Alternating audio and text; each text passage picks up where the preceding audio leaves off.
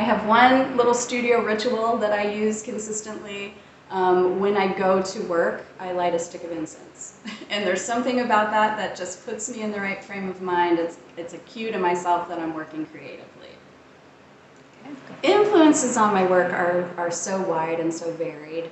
And with, working for decades, they change. So when I was younger, I was very interested in the art of Papua New Guinea, more ritualistic pieces, always interested in the ceramics of the East.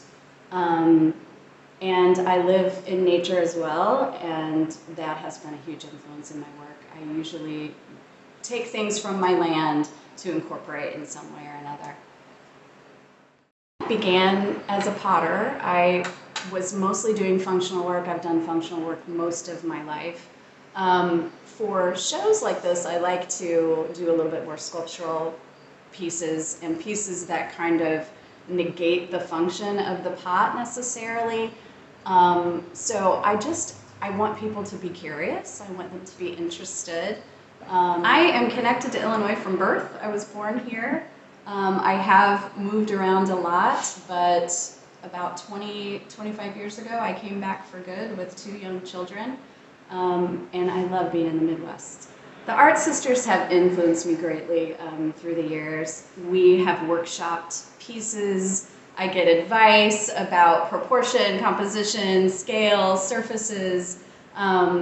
We just support each other in the art world and personally, and it's nice to know they're out there. It's nice to know that my friends and fellow artists are there to kind of enrich my life. Show this group of work. I started with sketches.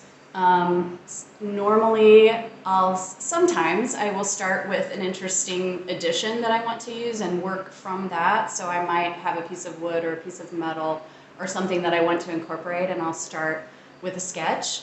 And then it goes through the regular processes of layers, firing, adding additions at the very end.